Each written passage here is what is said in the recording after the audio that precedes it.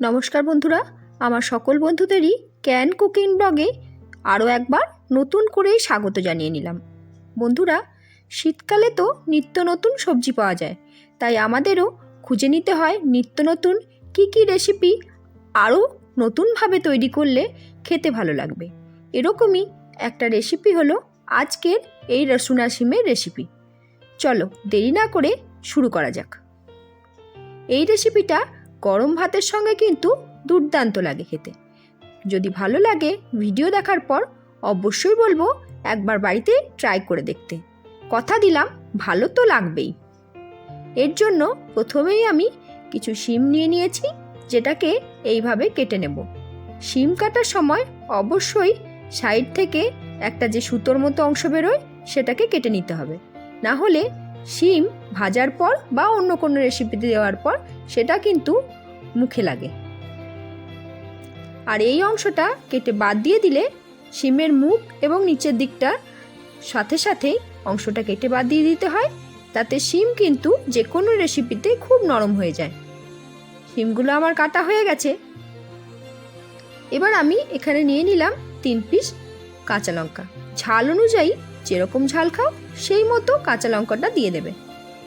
আর কিছু রসুন আমি এখানে ছাড়িয়ে নিচ্ছি।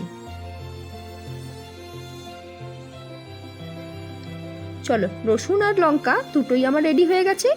এবার এটাকে আমি একটু থেতো করে নেব। পুরোপুরিভাবে পেস্ট না করে এটা হামালদিস্তাতে একটু থেতো করে নিলে এই রেসিপিটা খেতে কিন্তু খুব ভালো লাগবে।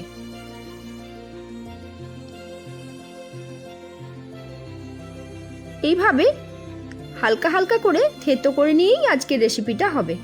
প্রথমেই আমি এখানে জল বসিয়ে দিলাম আর তার মধ্যে দিয়ে দিলাম কিছুটা লবণ। এবার এই শিমগুলো এর মধ্যে দিয়ে একটু ফুটে ভাপিয়ে নরম হয়ে যাওয়া পর্যন্ত রেখে দেব।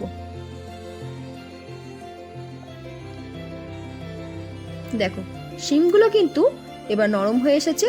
এবার এটাকে জল থেকে ছেঁকে তুলে নেব। এবার আমি একটা কড়াইয়ে সর্ষের তেল বসিয়ে দিলাম। এবার তেল ভালোভাবে গরম হয়ে এলে এর মধ্যে দিয়ে দেব বেশ কিছুটা কালো জিরে।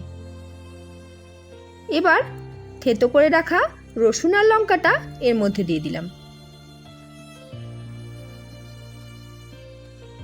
এবার ভালোভাবে এটা ভাজা হয়ে যাবে, তখনই আমি এর মধ্যে জল ঝরিয়ে রাখা শিমটা দিয়ে দেব।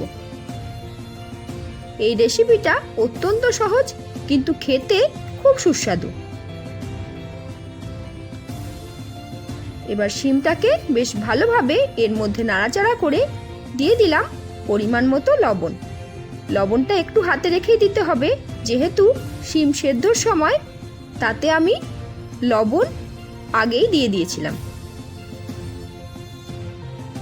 এবার কিছুক্ষণ রাখার পর শিমটা আরও বেশি নরম হয়ে আসবে তেলের মধ্যে, তখন এটাকে খুন্তি দিয়ে ভালোভাবে এইভাবে নাড়াচাড়া করে একটু চেপে চেপে কেটে দিতে হবে।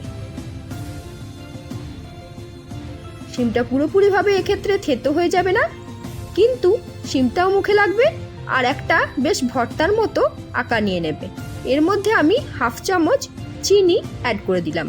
নুন মিষ্টি ঝালের ব্যালেন্সটা একসঙ্গে লাগলে তবেই কিন্তু এটা খেতে খুব সুস্বাদু হবে। তাহলে বন্ধুরা, আজকের আমার এই রেসিপিটা তো তৈরি হয়ে গেল। যদি ভালো লাগে অবশ্যই বলবো বাড়িতে একবার ট্রাই করে দেখতেই পারো।